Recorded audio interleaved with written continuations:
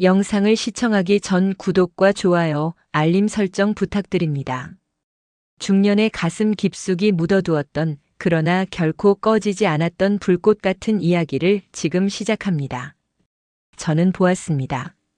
한 남자가 여자의 목덜미를 짐승처럼 움켜쥔 채 자신의 무릎 위로 거칠게 끌어당기고 있는 모습을요. 여자는 고통스러운 듯 혹은 거부할 수 없는 쾌락에 짓눌린 듯 고개를 뒤로 꺾으며 가쁜 숨을 몰아쉬고 있었습니다. 기사님, 제발 저 차 좀 쫓아가 주세요. 빨리요, 놓치면 안 됩니다. 비가 억수같이 쏟아지는 금요일 밤이었습니다. 도심 외곽의 한적한 신호등 앞, 저는 대리운전 기사의 어깨를 부서질 듯 움켜쥐며 절규하듯 소리쳤습니다. 제 눈앞에는 도저히 믿고 싶지 않은, 아니 믿을 수 없는 광경이 펼쳐지고 있었기 때문입니다. 바로 옆 차선, 짙은 선팅이 된 검은색 외제차의 뒷좌석 안쪽. 빗방울이 유리창을 때리는 사이로 가로등의 날카로운 불빛이 차 안을 훑고 지나갔을 때 저는 보았습니다.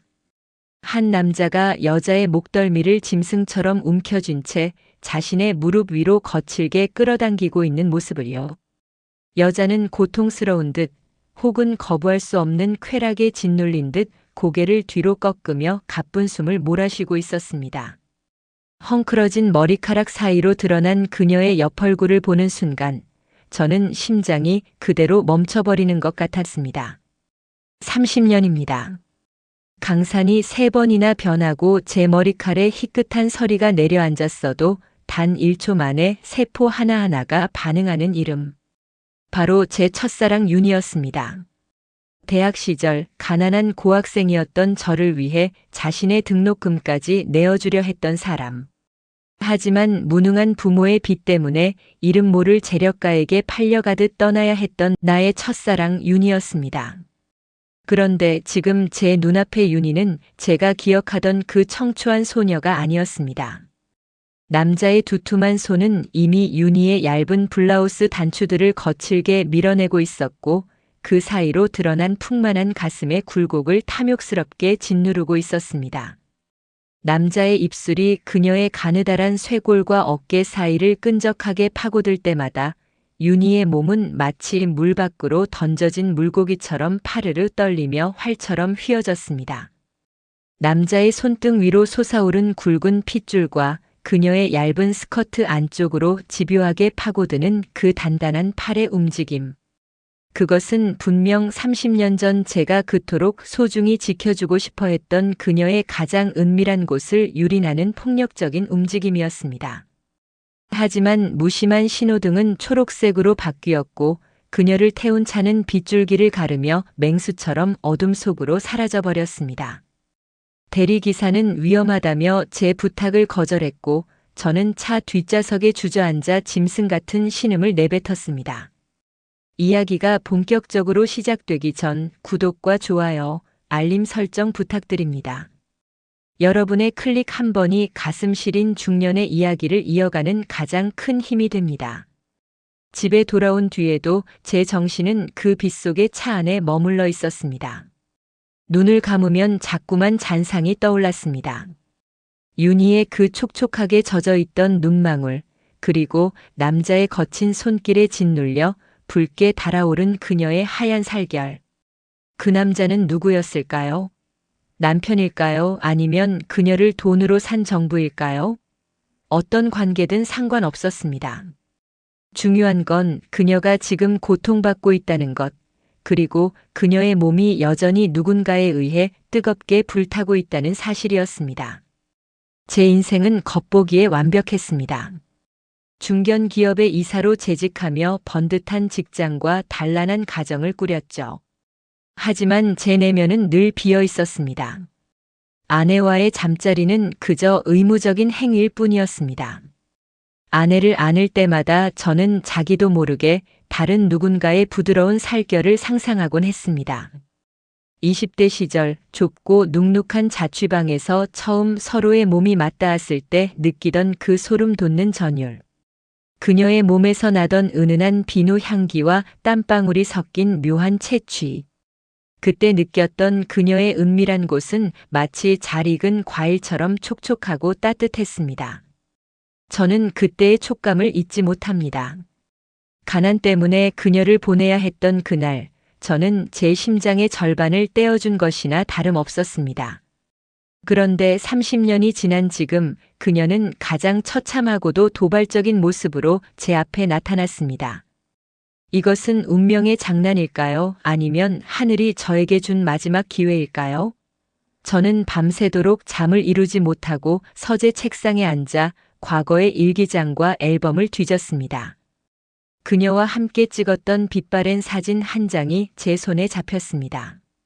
사진 속 윤희는 티 없이 맑은 미소를 짓고 있었습니다. 하지만 제 머릿속엔 방금 전 차 안에서 본 고통과 쾌락이 뒤섞인 그녀의 일그러진 표정이 겹쳐졌습니다. 그 간극이 저를 미치게 만들었습니다.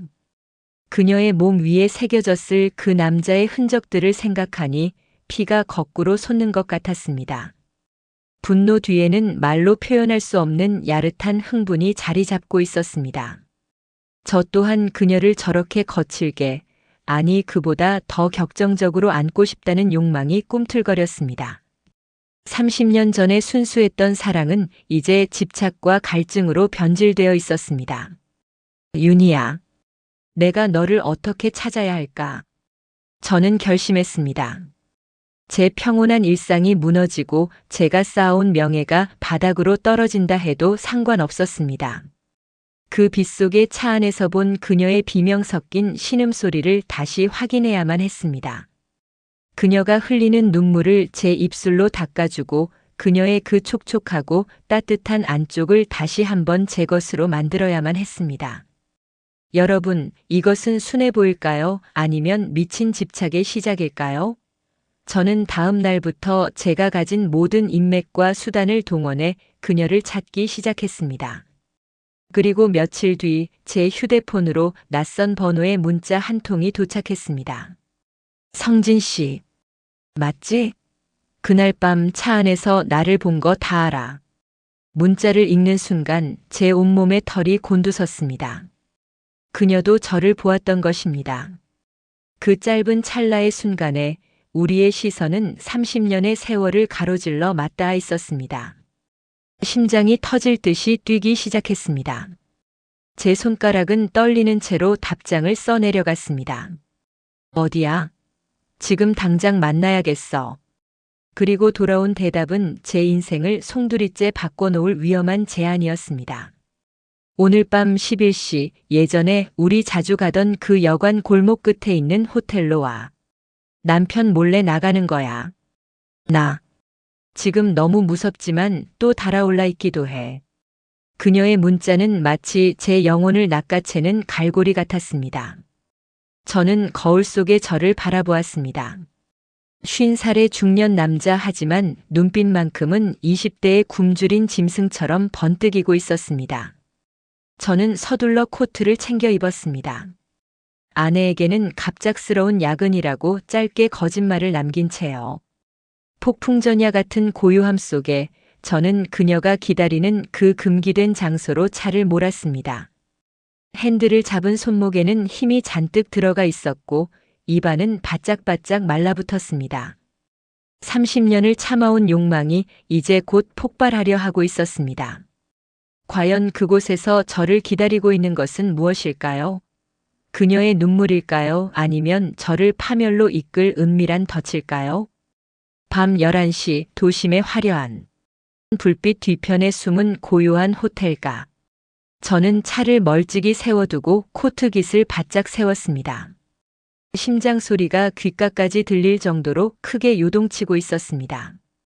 30년 전 가난했던 우리에게 허락된 장소는 좁고 눅눅한 여관방뿐이었지만 오늘 그녀가 저를 부른 곳은 지나치게 화려하고 차가운 느낌의 특급 호텔이었습니다.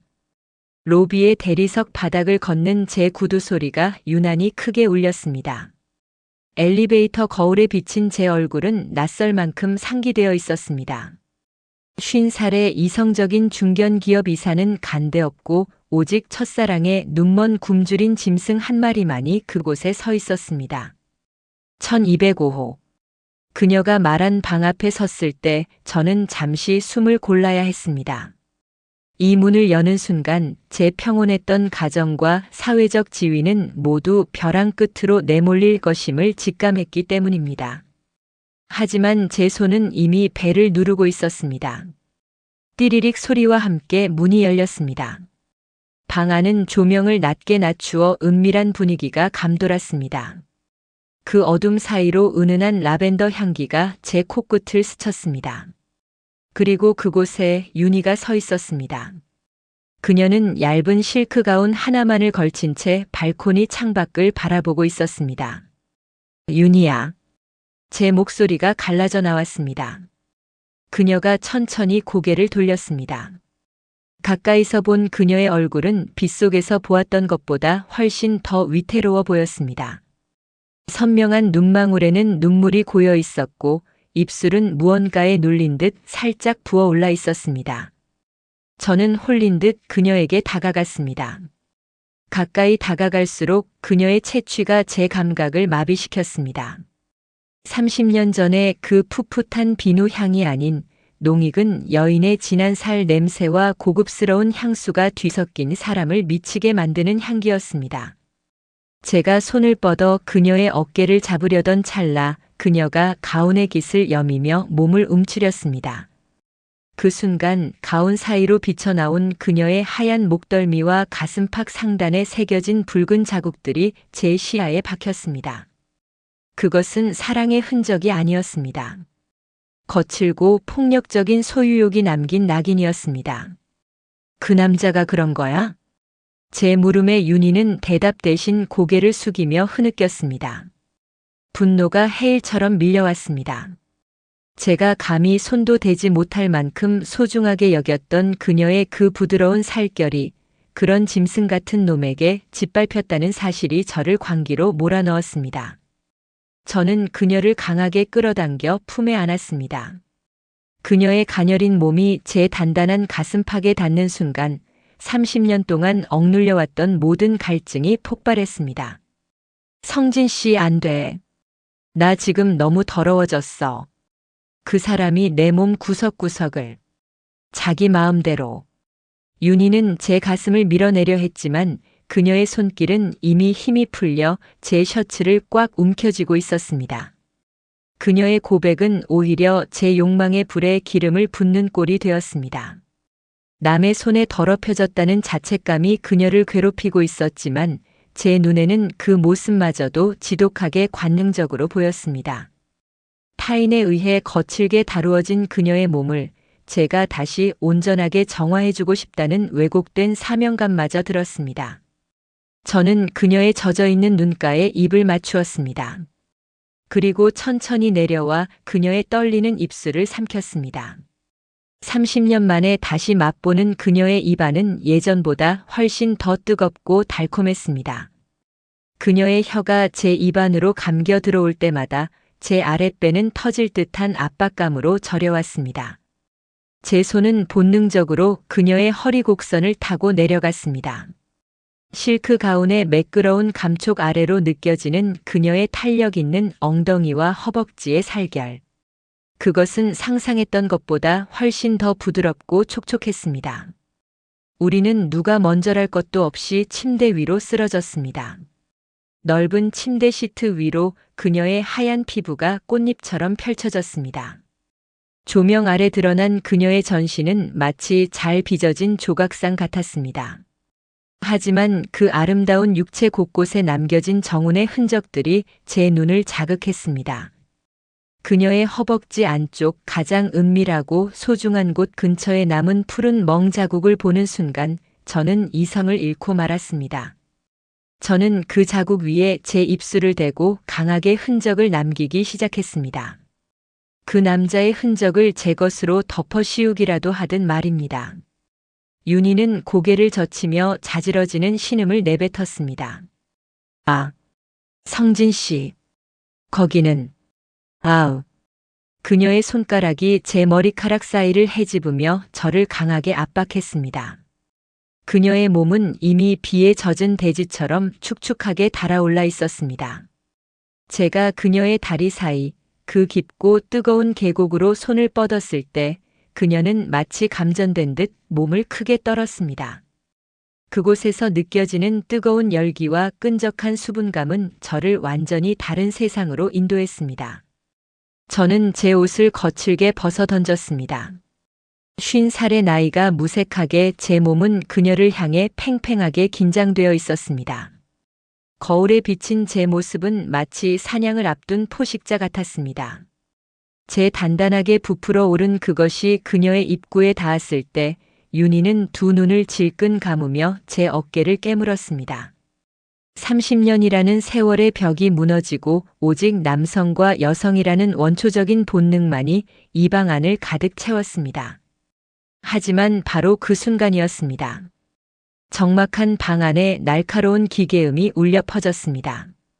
윤희의 핸드폰이었습니다. 발신인 이름에 뜬 세 글자 강정훈. 빗속에서 그녀를 거칠게 다루던 그 남자의 이름이었습니다. 윤희의 얼굴은 순식간에 하얗게 질려버렸고 제 열기는 찬물을 끼얹은 듯 멈춰 섰습니다. 방 안의 공기는 순식간에 얼어붙었습니다. 윤희는 떨리는 손으로 핸드폰을 움켜쥐었습니다. 저는 그녀를 놓아주지 않았습니다. 오히려 그녀의 가느다란 허리를 더 강하게 끌어안으며 귓볼에 뜨거운 숨결을 내뱉었습니다. 30년을 돌아온 이 기회를 저 무식한 사내의 전화 한 통에 망칠 수는 없었으니까요. 받지 마. 그냥 무시해. 제 낮은 속삭임에도 윤희는 공포에 질린 눈으로 저를 바라보았습니다. 안 돼. 그 사람은 괴물이야.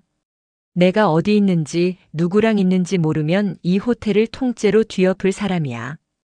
그녀의 말에서 정훈이라는 남자가 휘두르는 권력과 폭력의 무게가 느껴졌습니다. 정훈은 업계에서 불도저라 불리는 건설사 대표였습니다. 원하는 것은 무엇이든 수단과 방법을 가리지 않고 손에 넣어야 직성이 풀리는 남자. 윤희 역시 그의 수많은 소장품 중 하나에 불과했던 겁니다. 결국 그녀는 제 가슴을 밀치고 일어나 앉아 전화를 받았습니다. 가운이 흘러내려 그녀의 매끄러운 어깨와 굴곡진 가슴선이 그대로 드러났지만 그녀는 그것을 가릴 여유조차 없어 보였습니다. 여보. 응, 그냥 친구들이랑 와인 한잔하고 자려고. 피곤해서 그래. 내일 아침에 일찍 들어갈게. 윤희의 목소리는 파르르 떨리고 있었습니다. 전화기 너머로 들려오는 정훈의 목소리는 낮고 위압적이었습니다. 그래? 호텔 방 안이 너무 조용한데? 옆에 누구 있는 건 아니지? 당신 딴 생각하다 걸리면 그땐 정말 죽는다고 했어. 스피커 밖으로 새어나오는 그 비인간적인 협박에 제 주먹은 하얗게 질릴 정도로 꽉 쥐어졌습니다. 전화가 끊기자마자 윤희는 그대로 침대에 무너져 내렸습니다. 그녀의 하얀 허벅지 안쪽, 아까 제가 남긴 붉은 흔적이 정훈이 남긴 푸른 멍 자국과 뒤섞여 기묘한 조화를 이루고 있었습니다. 그 모습이 왜 그렇게 제 가학적인 본능을 자극했을까요? 저는 무릎을 굽혀 그녀의 다리 사이로 파고들었습니다. 그놈이 그렇게 무서워? 그럼 내가 그놈보다 더 진하게 내 몸에 새겨줄게. 내가 누구 여자인지 잊지 못하게. 저는 그녀의 가운을 완전히 벗겨냈습니다. 실크 천이 바닥으로 미끄러지는 소리가 적막한 방 안에 유혹적으로 울렸습니다. 윤희는 거부하지 않았습니다. 아니, 오히려 정훈에 대한 공포를 잊기 위해 제 거친 손길에 자신을 내맡기는 듯 했습니다. 그녀는 제 목을 감싸 안으며 다리를 제 허리에 감았습니다. 성진 씨, 제발. 나를 더 세게 안아줘. 그 사람의 손길이 느껴지지 않게. 내 단단한 몸으로 나를 가득 채워줘. 그녀의 애원 섞인 신음은 제 이성을 완전히 끊어놓았습니다. 저는 그녀의 촉촉하게 젖어 있는 소중한 곳으로 제 모든 무게를 실어 내려갔습니다. 30년의 세월이 응축된 제 욕망은 마치 용암처럼 뜨거웠고 그녀의 안쪽은 그 모든 것을 받아낼 준비가 된 듯 한없이 부드럽고 따뜻하게 저를 감싸 안았습니다. 우리는 마치 내일이 없는 사람들처럼 서로에게 탐닉했습니다.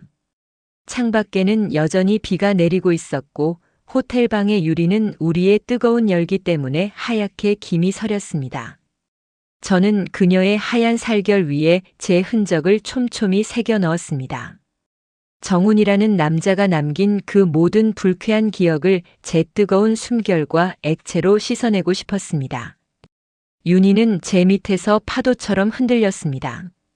그녀의 눈동자는 초점을 잃은 채 천장을 향했고 입술에선 끊임없이 제 이름과 알 수 없는 교성이 터져 나왔습니다. 그녀의 몸 안쪽 깊은 곳에서 느껴지는 그 오묘한 수축과 팽창은 저를 20대의 정력적인 청년으로 되돌려 놓은 듯 했습니다. 땀방울이 그녀의 가슴 위로 떨어져 굴러내릴 때마다 우리의 살결이 마찰하며 내는 끈적한 소리가 방 안을 가득 메웠습니다.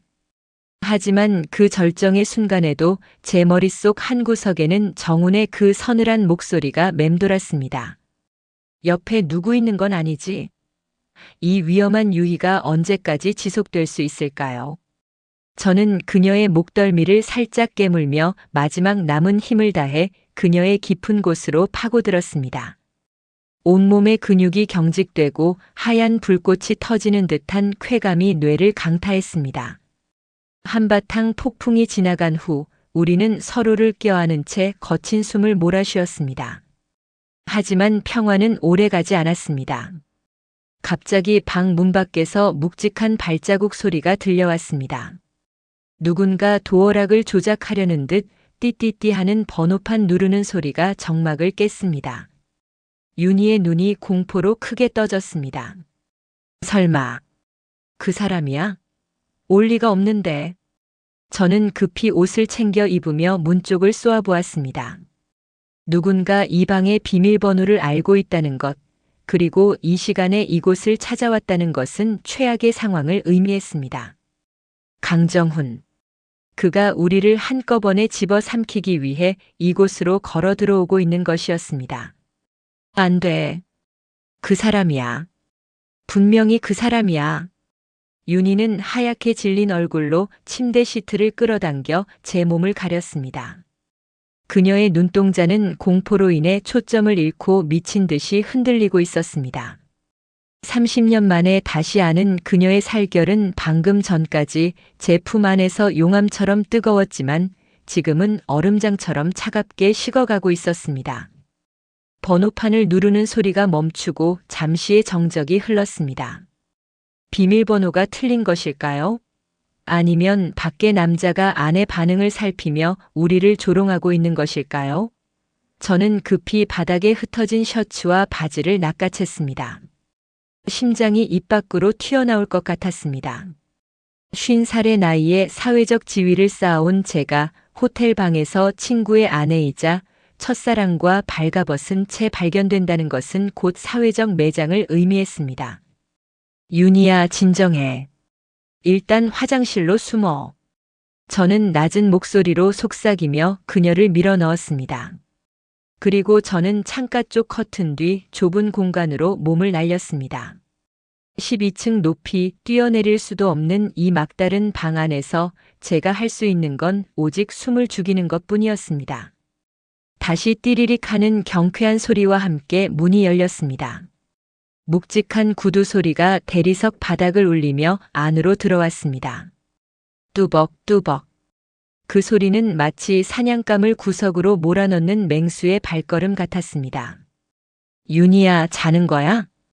들려온 목소리는 역시 강정훈이었습니다. 빗속에서 그녀를 유린하던 그 낮고 거친 목소리. 하지만 전화기 너머로 들리던 것보다 훨씬 더 서늘하고 압도적인 위압감이 방 안을 가득 채웠습니다. 저는 커튼 틈새로 밖을 엿보았습니다. 정우는 코트를 벗어 소파에 던지더니 방 안을 천천히 둘러보기 시작했습니다. 그의 코끝이 실룩거렸습니다. 방 안을 가득 채운 라벤더 향기와 그 밑에 깔린 두 남녀의 진득하고 뜨거웠던 채취를 그가 모를 리 없었습니다. 정우는 침대가로 다가갔습니다.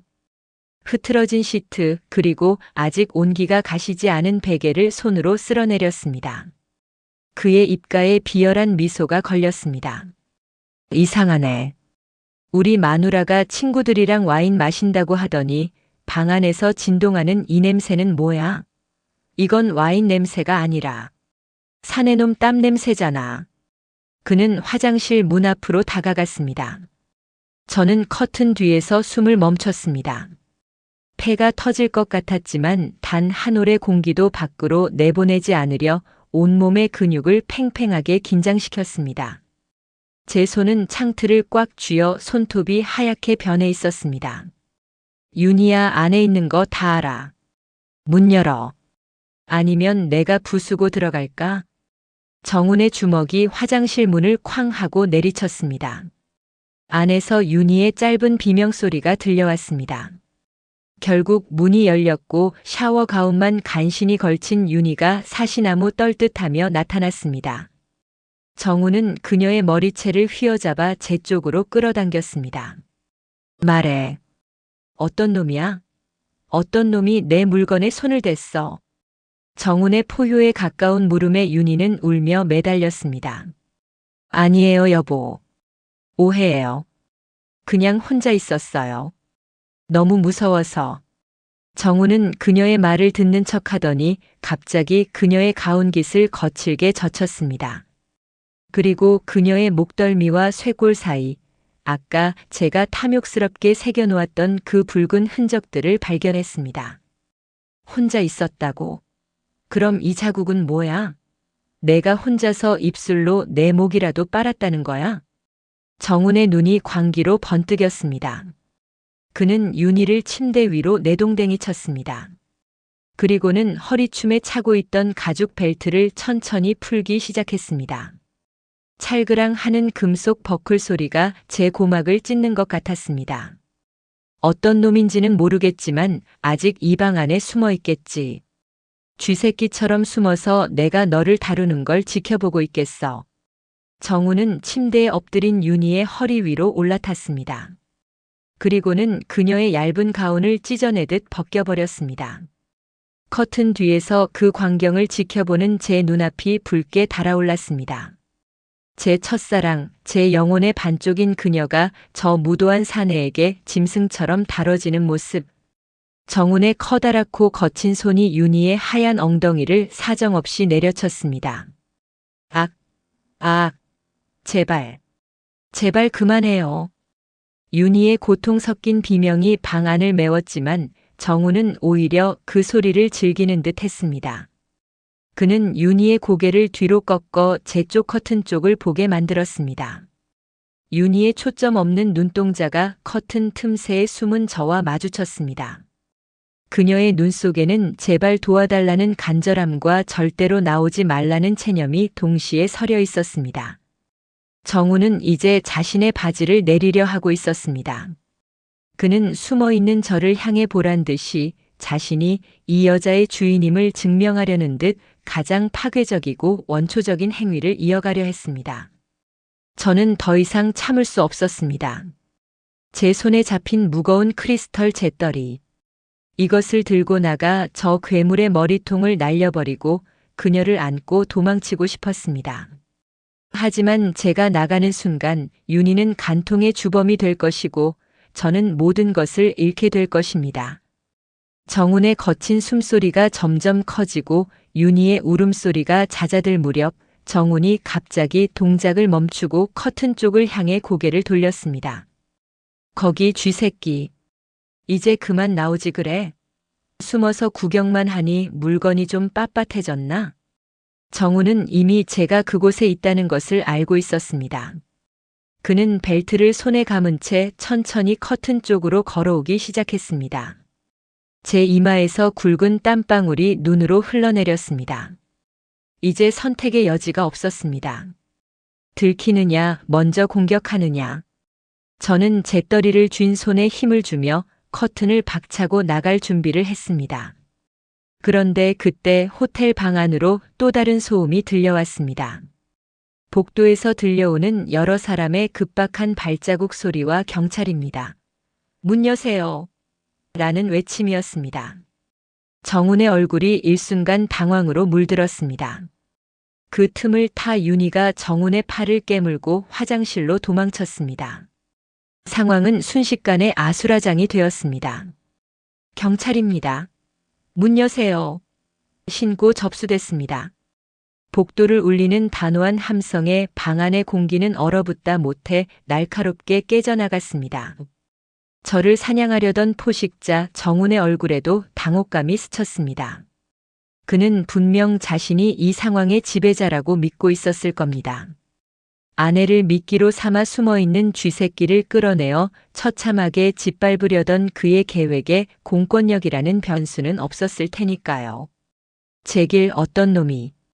정훈이 욕설을 내뱉으며 문 쪽으로 시선을 돌린 찰나 저는 결단해야 했습니다. 이대로 커튼 뒤에 머물다가는 현행범으로 체포되어 내일 아침 모든 일간지에 제 이름이 오르내릴 것이 뻔했습니다. 저는 손에 쥔 크리스털 재떨이를 내려놓았습니다. 폭력은 해결책이 아니었습니다. 지금 필요한 건 비겁하지만 영리한 도망이었습니다. 저는 커튼 뒤 창문 쪽으로 몸을 바짝 붙였습니다. 다행히 이 호텔은 외벽 장식을 위해 창문 바깥쪽으로 좁은 테라스 난간이 설치되어 있었습니다. 50살의 몸으로 12층 높이의 난간에 매달린다는 건 자살 행위나 다름없었지만 지금 저에게는 정훈의 벨트보단 경찰의 수갑보다 그 허공이 더 안전해 보였습니다. 저는 창문을 조용히 열고 차가운 밤 공기 속으로 몸을 던지듯 빠져나갔습니다. 빗줄기가 다시 거세지며 제 셔츠를 적셨습니다.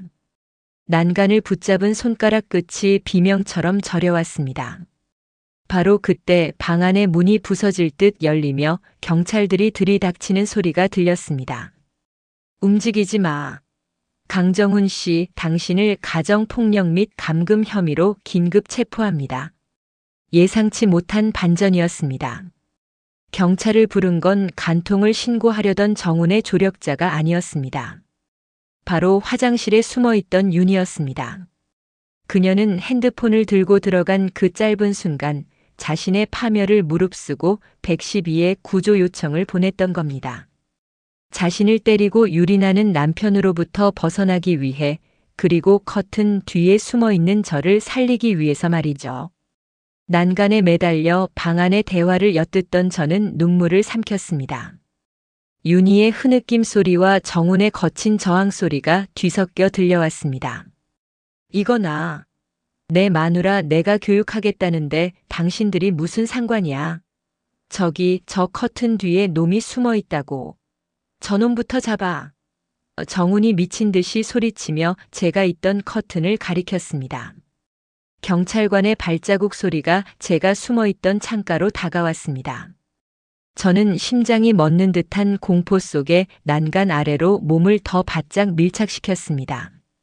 빗물에 젖은 손이 미끄러질 때마다 지옥의 문턱이 발밑에서 어른거렸습니다. 커튼 뒤엔 아무도 없는데요. 강정훈 씨 헛것을 보신 모양이군.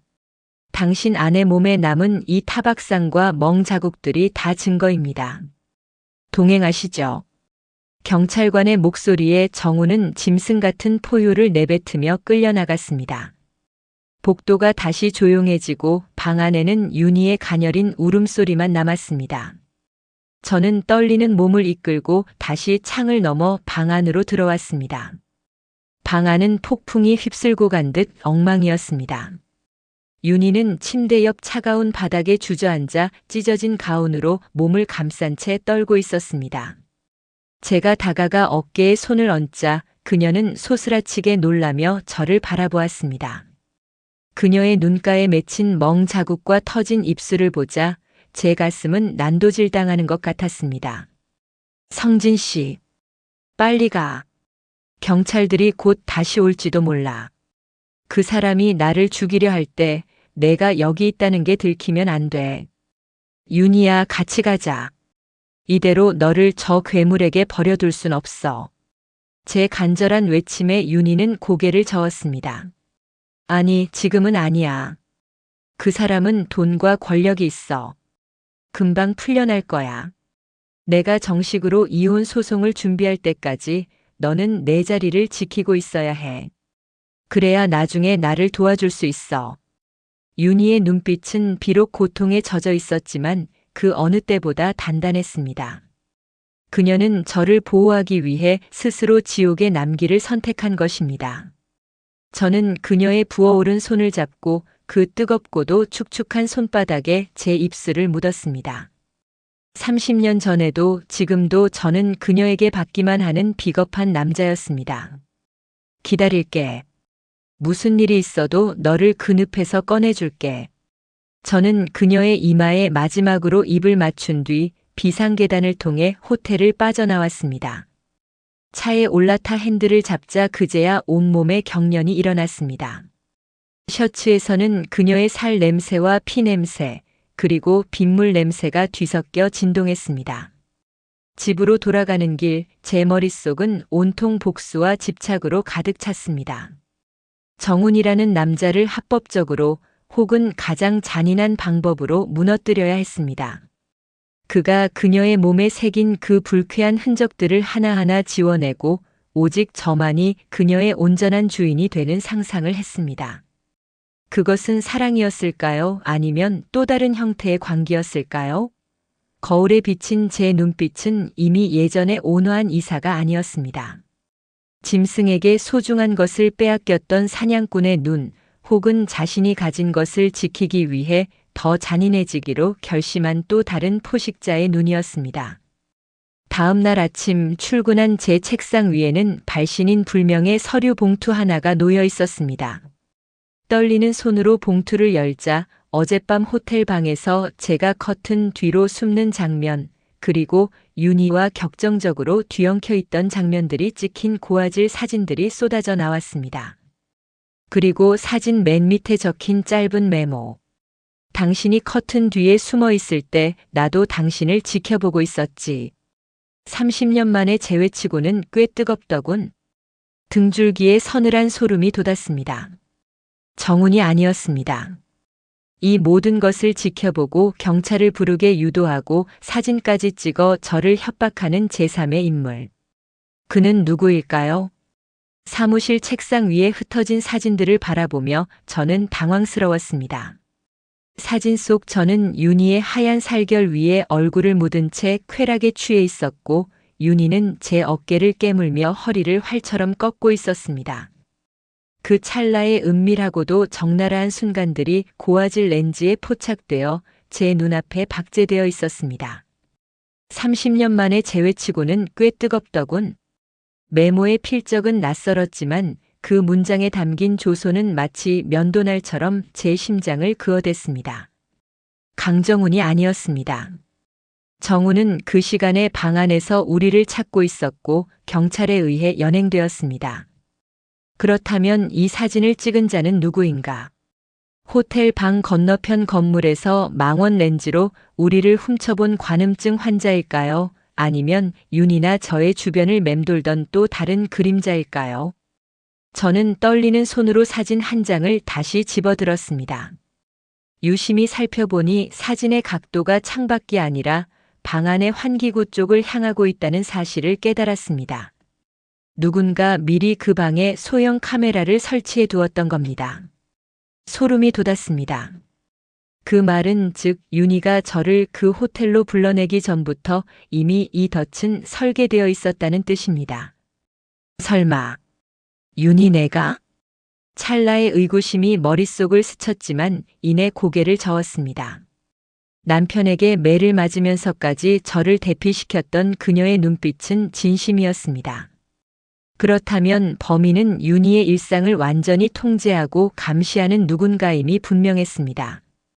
그날 이후 제 일상은 무너져 내리기 시작했습니다. 회의 시간에도 제 머릿속은 온통 그 사진들의 행방으로 가득 찼습니다. 누군가 이 사진을 제 아내에게 보내지는 않을지, 회사 게시판에 뿌리지는 않을지 하는 공포가 저를 잠식했습니다. 밤이 되면 공포는 지독한 환각과 욕망으로 변했습니다. 눈을 감으면 사진 속 윤희에 젖어 있는 눈망울과 제 손에 닿았던 그녀의 그 팽팽하고 촉촉했던 살결이 생생하게 되살아났습니다. 저는 집착하기 시작했습니다. 윤희의 연락처를 다시 눌러보았지만 그녀의 전화기는 여전히 꺼져 있었습니다. 저는 퇴근 후 그녀가 살고 있다는 한남동의 대저택 주변을 서성였습니다. 높은 담벼락 너머로 비치는 불빛을 보며 저는 그녀가 정훈에게 다시 유린당하고 있는 것은 아닌지 아니면 저 사진을 보낸 자와 함께 있는 것은 아닌지 상상하며 괴로워했습니다. 상상은 꼬리에 꼬리를 물고 가학적인 방향으로 흘러갔습니다. 정훈의 그 두툼한 손이 윤희의 하얀 허벅지를 다시 움켜쥐는 장면, 그녀가 고통스러운 신음을 내뱉으며 제 이름을 부르는 장면. 저는 제 차 안에서 핸들을 꽉 쥔 채 거친 숨을 몰아쉬었습니다. 제 아랫배는 분노와 성적인 흥분이 뒤섞인 묘한 열기로 단단하게 부풀어 올랐습니다. 저는 이제 그녀를 구원하고 싶은 것인지 아니면 정훈보다 더 완벽하게 그녀를 소유하고 싶은 것인지 알 수 없게 되었습니다. 그러던 어느 날 밤 제 개인 메일로 짧은 영상 하나가 도착했습니다. 보낸 이는 역시 익명이었습니다. 심장이 요동치는 것을 느끼며 영상을 클릭했습니다. 화면 속에는 어두운 방 안 침대에 묶여있는 여자의 뒷모습이 보였습니다. 윤희였습니다.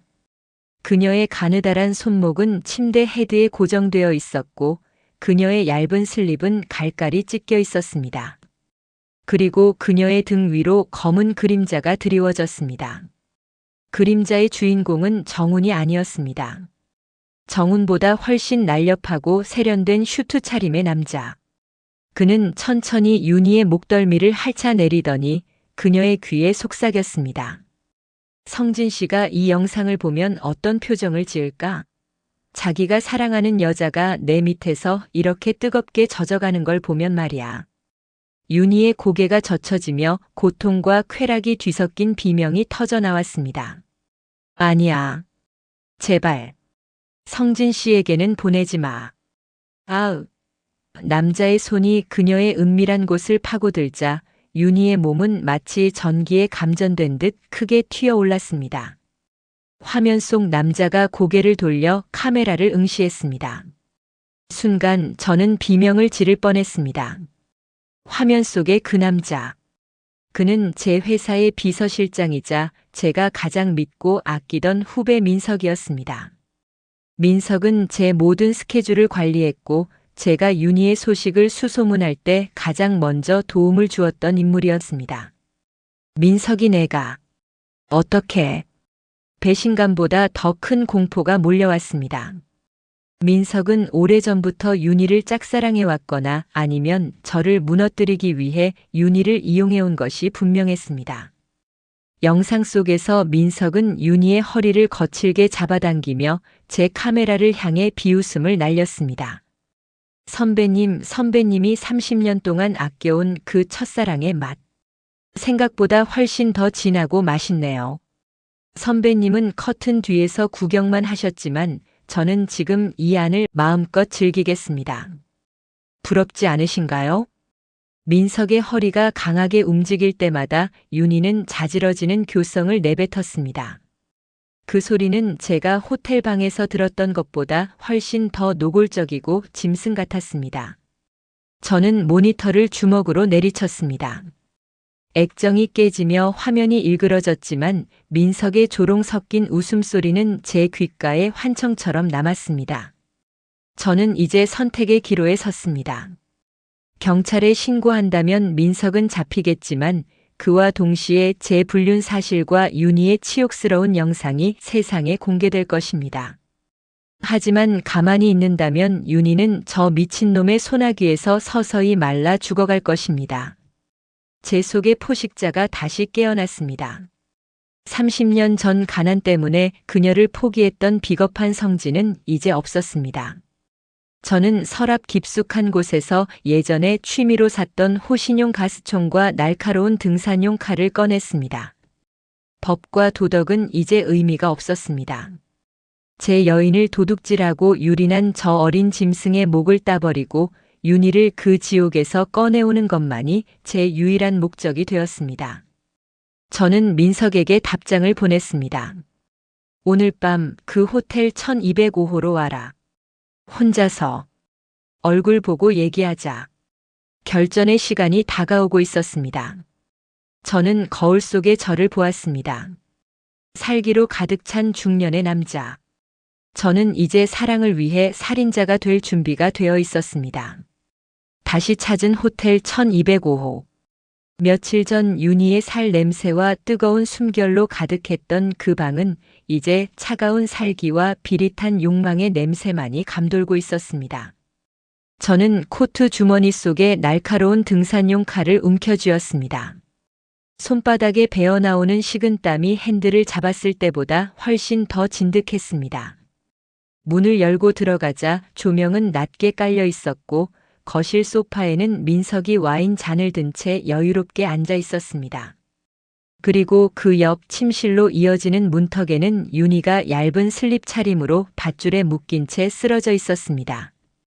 그녀의 입에는 재갈이 물려 있었고 눈은 공포와 수치심으로 퉁퉁 부어올라 있었습니다. 오셨습니까, 선배님? 생각보다 일찍 오셨네요. 그만큼 이 여자의 촉촉한 그곳이 그리우셨던 모양입니다. 민석의 조롱 섞인 인사에 제 이성은 툭 하고 끊어져 나갔습니다. 저는 단숨에 달려들어 민석의 멱살을 잡았습니다.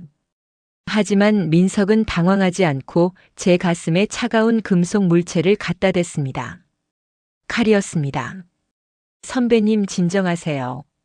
50살 넘은 육체로 젊은 놈을 이기긴 힘들지 않겠습니까? 민석은 비열하게 웃으며 저를 소파로 밀쳐냈습니다. 그는 와인을 한 모금 마시더니 윤희에게 다가가 그녀의 하얀 허벅지를 구두 끝으로 툭툭 건드렸습니다. 윤희는 몸을 움츠리며 신음했지만 민석은 오히려 그 반응을 즐기는 듯 했습니다. 선배님 궁금하지 않으세요? 왜 제가 이런 짓을 하는지. 30년 전 우리 아버지가 선배님네 회사에서 억울하게 잘리고 자살했을 때 선배님 아버지는 웃으며 골프를 치러 가셨죠. 저는 그때 결심했습니다. 당신 가족이 가진 모든 소중한 것을 가장 추잡한 방식으로 망가뜨리겠다고요. 오래된 원한이었습니다. 제가 알지도 못했던 아버지 세대의 비극이 지금 제 첫사랑을 유린하는 칼날이 되어 돌아온 것이었습니다. 민석은 권총을 제 이마에 겨눈 채 다른 한 손으로는 윤희의 슬립끈을 천천히 풀어내렸습니다. 자, 이제 관객도 왔으니 2부 공연을 시작해 볼까요? 선배님은 저기 의자에 앉아서 제 여자가 된 첫사랑의 절규를 감상하시면 됩니다. 고화질로 찍어드릴 테니 평생 소장하시죠. 민석이 윤희의 몸 위로 올라타려던 그 찰나 윤희가 마지막 힘을 다해 민석의 급소를 발로 걷어찼습니다. 민석이 비명을 지르며 고꾸라지는 사이 저는 주머니 속에 칼을 꺼내 민석의 어깨를 찔렀습니다. 비릿한 피 냄새가 공기를 갈랐습니다. 방 안은 순식간에 아수라장이 되었습니다. 민석의 총구가 허공을 향해 불을 뿜었고 저는 필사적으로 민석을 짓눌렀습니다. 50살의 육체는 비명을 질렀지만 제 속의 짐승이 내뱉는 포효가 고통을 압도했습니다. 마침내 민석의 손에서 총을 쳐내고 그의 목에 칼끝을 겨누었을 때 저는 깨달았습니다. 저 역시 저 악마와 다를 바 없는 포식자가 되어 있다는 사실을요. 저는 민석을 기절시킨 뒤 서둘러 윤희에게 달려가 밧줄을 끊어냈습니다. 윤희는 제 품에 안겨 아이처럼 오열했습니다. 그녀의 온몸은 상처투성이었고 정훈과 민석에게 차례로 유린당한 육체는 처참하게 부서져 있었습니다. 성진 씨, 나 너무 무서워. 이제 나는 내 기억 속의 그 윤희가 아니야. 나는 이제 많은 남자들로부터의 썩어버린 고깃덩어리일 뿐이야. 윤희의 절규가 제 가슴을 도려냈습니다. 저는 그녀의 헝클어진 머리카락을 쓸어 넘기며 그녀의 터진 입술에 입을 맞추었습니다. 그 맛은 달콤하지 않았습니다. 피와 눈물 그리고 지독한 절망의 맛이었습니다. 하지만 저는 그녀의 그 축축하고 떨리는 몸을 놓을 수 없었습니다. 오히려 이 부서진 모습조차 제 것으로 만들고 싶다는 지독한 소유욕이 저를 지배했습니다. 저는 윤희를 안아 일으켰습니다. 문 밖에는 민석의 비명을 듣고 달려오는 보안 요원들의 발자국 소리가 들렸습니다. 이제 선택의 시간이 왔습니다. 이대로 경찰에 넘기고 모든 진실을 밝힌 뒤 사회적 죽음을 맞이할 것인가, 아니면 저 쓰러진 민석을 뒤로 한 채 윤희와 함께 저 창밖의 어둠 속으로 흔적 없이 사라질 것인가. 윤희는 제 눈을 바라보았습니다. 그녀의 눈빛 속에는 함께 죽자는 유혹과 함께 살아가자는 갈망이 뒤섞여 있었습니다. 저는 그녀의 얇은 어깨를 제 코트로 감쌌습니다. 윤희야, 30년 전에 내가 너를 놓친 게 내 인생 최고의 실수였어. 이제 다시는 널 놓치고 싶지 않아. 저는 민석의 지갑에서 차키를 빼내고 윤희의 손을 꼭 잡았습니다. 우리는 비상구의 어두운 계단을 향해 뛰었습니다. 뒤에서 들려오는 고함과 사이렌 소리는 이제 먼 나라의 이야기처럼 들렸습니다. 호텔 주차장을 빠져나와 빗줄기 속으로 차를 몰았습니다. 옆자리에 앉은 윤희는 넋이 나간 듯 창밖을 보고 있었고 그녀의 허벅지 위로 제 손이 올라갔습니다. 그녀의 살결은 여전히 뜨거웠고 제 손길에 반응하듯 가늘게 떨리고 있었습니다. 우리는 이제 돌아갈 곳이 없습니다. 저는 아내에게 짧은 메시지를 남기고 핸드폰을 창밖으로 던져버렸습니다. 미안해. 나는 이제 죽은 사람으로 해줘. 차 안은 기묘한 정적으로 가득 찼습니다. 와이퍼가 유리창을 훑는 소리만이 우리의 생존을 증명하고 있었죠. 옆자리에 앉은 윤희는 제 코트를 덮은 채 창밖을 멍하니 바라보았습니다. 가끔 들려오는 그녀의 가느다란 숨소리가 제 가슴을 찔렀습니다. 30년의 세월을 돌아 우리가 도착한 곳은 남해의 외딴 바닷가에 위치한 제 비밀 별장이었습니다. 누구에게도 알리지 않고 은퇴 후를 위해 사두었던 그곳이 이제는 우리의 은신처이자 둥지가 되었습니다. 별장에 들어서자마자 저는 문을 걸어 잠갔습니다. 어둠 속에서 서로의 거친 호흡만이 들려왔습니다. 저는 떨리는 손으로 조명을 켰고 빛 아래 드러난 윤희의 모습에 다시 한번 가슴이 무너져 내렸습니다. 그녀의 하얀 목덜미에는 정훈이 남긴 푸른 멍이, 손목에는 민석이 남긴 거친 밧줄 자국이 선명했습니다. 그리고 그 사이사이 제가 탐욕스럽게 새겨놓았던 붉은 낙인들이 뒤섞여 있었습니다. 그녀의 육체는 이제 한 사내의 것이 아닌 세 남자의 욕망과 광기가 뒤섞인 전장과도 같았습니다. 성진 씨, 나를 봐. 이제 나는 내가 누구인지도 모르겠어. 윤희가 천천히 코트를 벗어 던졌습니다. 찢겨진 슬립 사이로 드러난 그녀의 몸은 비에 젖어 촉촉하게 반짝였지만 그 눈빛은 초점이 없었습니다. 저는 그녀에게 다가가 그 가녀린 어깨를 감싸 안았습니다. 괜찮아, 윤희야. 이제 아무도 너를 건드리지 못해. 정훈도 민석도. 이제는 오직 나만이 내 곁에 있을 거야. 제가 그녀의 허리를 끌어당기자 윤희는 마치 마지막 구원줄을 잡듯 제 목에 팔을 감아왔습니다. 우리는 침대로 쓰러졌습니다. 창밖에서는 파도 소리가 거세게 몰아쳤고 방 안에서는 우리의 억눌린 본능이 다시 꿈틀거렸습니다. 저는 그녀의 상처 입은 살결 마디마디에 정성스럽게 입을 맞추었습니다. 타인들이 남긴 그 더러운 기억들을 제 입술로 다 핥아내고 싶었습니다. 제 손길이 그녀의 가슴을 지나 은밀하고 뜨거운 그곳에 닿았을 때 윤희는 고개를 젖히며 흐느꼈습니다. 그것은 기쁨의 눈물이었을까요? 아니면 돌이킬 수 없는 죄책감의 비명이었을까요? 성진 씨, 더 세게. 나를 부숴버려도 좋으니까 내가 살아있다는 걸 느끼게 해줘. 그녀의 애원 섞인 신음에 제 이성은 완전히 마비되었습니다. 저는 그녀의 다리 사이로 파고들어 30년 동안 응축된 제 모든 생명력을 그녀의 깊은 곳으로 쏟아부었습니다. 그녀의 안쪽은 여전히 뜨거웠고 저를 집어삼킬 듯이 팽팽하게 조여왔습니다. 살과 살이 부딪히는 끈적한 소리와 거친 숨소리가 파도 소리를 집어삼켰습니다.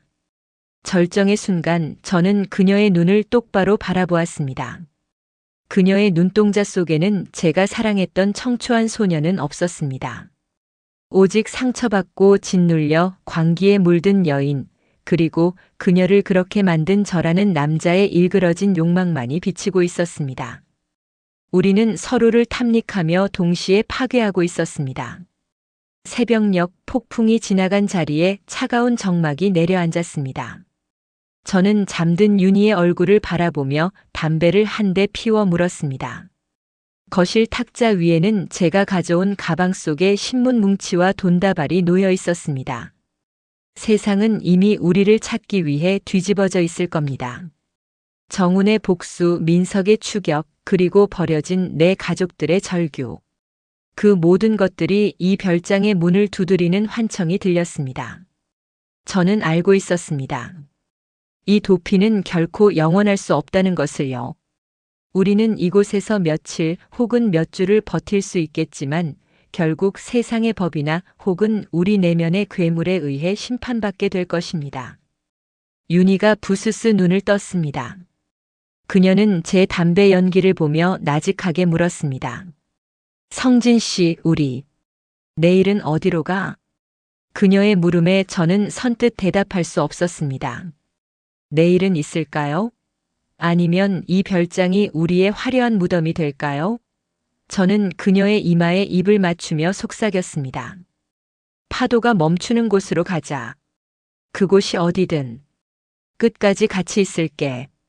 시청자 여러분, 30년 만에 첫사랑과의 재회는 이렇게 피와 욕망으로 얼룩진 열린 결말로 치닫고 있습니다. 성진과 윤희, 이 두 사람은 과연 세상의 눈을 피해 평온한 낙원을 찾을 수 있을까요? 아니면 그들이 도착한 이 별장이 서로를 파멸시키는 마지막 지옥이 될까요? 중년의 나이에 마주한 치명적인 선택. 여러분이라면 어떻게 하시겠습니까? 모든 죄를 뒤집어 쓰고 자수하여 그녀를 자유롭게 해준다. 세상 끝까지 도망쳐서 서로의 살결만을 의지하며 살아간다. 여러분의 선택이 궁금합니다. 가슴 뜨거웠던 이 사연에 대한 여러분의 고견을 댓글로 남겨주세요. 구독과 좋아요 잊지 마시고 오늘 밤도 평안하고 뜨거운 밤 되시길 바랍니다. 감사합니다.